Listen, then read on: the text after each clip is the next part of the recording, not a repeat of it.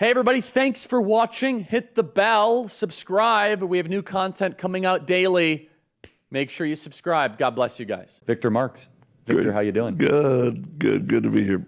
Victor is one of the great Americans out there, and Victor has a ministry, All Things Possible, Yep. ATP, where I think one of the best ways to summarize what you do is you deliver people from bondage Yeah. through Jesus Christ to freedom. Yes. But you deliver children who are being sex trafficked. You find pedophiles and you hold them accountable. Yes. So Victor, tell us a little bit about your story. We've had you on before, but reintroduce yourself to the audience. And there's lots to talk about. This is a huge topic happening in the country right now. Yeah, and I'm glad the conversation has increased lately. It really has. Yeah, so, the easiest way to say for people to understand what we do is we set captives free, physically, emotionally, and spiritually. We focus on children and women. I think people best learned of us when we were rescuing and recovering women and children from ISIS. And these last 8 years, we grew in our reach and effectiveness to Southeast Asia, South America, but, we had to start focusing right here on the U.S. because of the increase of what I would call pedophilia activity. Have you seen an increase in the last 5 years, 2 years in particular? Yes. I mean, starting from COVID, it exponentially keeps going up, and specifically through the internet. I don't think people realize the full wickedness of how much. Now we'll say child porn, but the correct terminology is CSAM, which is child sexual abuse material. Because they are being raped. There's no consent with an 8-year-old. Yeah, exactly. It's an act of rape. Exactly. And, and I'll give people kind of a bird's eye view. I think last year, 33 million images or videos were transferred on the internet or the dark web of child porn right here in the U.S. And people think, well, if you find out about it, won't they just arrest them?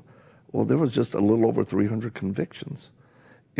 How many people do you think are involved in 33 million images? Oh, millions. So 2 to 3 million. Yeah. Yeah. If you say that there's then 30 images per person, that's probably fair. Right? Yeah. I would say that people need to understand every company you work for, every church you attend, that there's someone that struggles with child porn. Because we like to think of it as just isolated, not in my neighborhood, not my community. Yep. The way that it's framed, it's a 1 in 100,000 person phenomenon. Yeah. You're saying it's more like 1 in 250. Yeah, it is beyond what people can imagine.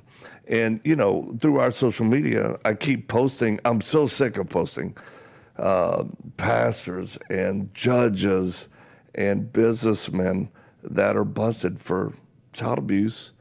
I mean, it's beyond what people can imagine. That's the thing. We have to move from the white van snatching up a kid and realize that the abuse is happening in homes all across America.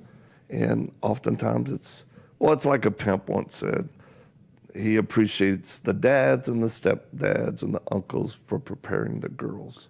So one of the theories I have, Victor, as to why we're seeing an increase in the consumption of child rape videos and images. That's the way I frame it again as child rape. That is it. Is because pornography always requires more and just fringier, right? Yes. So you have young men that have been addicted to pornography since the ages 18 or 20. Right. And eventually they become 30 or 35 and they're desiring more and more and more, or more dangerous or more risky. Right. Do you think that plays into it? I do. I'm sure there's other explanations. Well, I would say you're spot on because the biggest consumers right now are the fastest growing age bracket is young men in their 20s. Of child rape. Child rape videos. Wow. Because remember, the porn industry focused on young kids. Yes. They always have. Yes. It wasn't the old guys. It was young kids. And now those kids would be desensitized starting at 8, 9, 10 years old. They're looking at regular porn. But again, like you said, it requires more. Now they're in their 20s. And, forces of darkness will always give them the opportunity. And it's so easy. And the one thing people must understand, it never stops at images. It progresses to where pedophiles need and want an actual child. And so that's an important point. So you see it go through steps. Yes. That it just doesn't wake up one day and some person is raping a person. They're first watching material of a child being raped. Yes. I've never dealt with a pedophile that's been caught, captured, or prosecuted that never, ever had any type of non-porn in his background.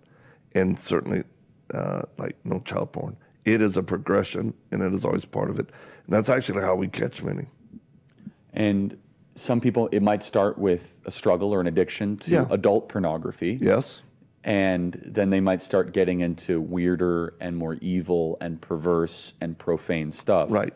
So let me just ask you a macro question. The state of Texas and Utah have said, hey, we want to try to get age verification in, so you have to prove you're 18 to use pornography. Right. That won't solve the macro problem, but it's probably, if that was successful, at least a good attempt, correct? Yes. To prevent a 12-year-old from accessing this material. Right. Does your research show that if we can prevent the younger from accessing this material? Yeah, something is better than nothing, including what we have.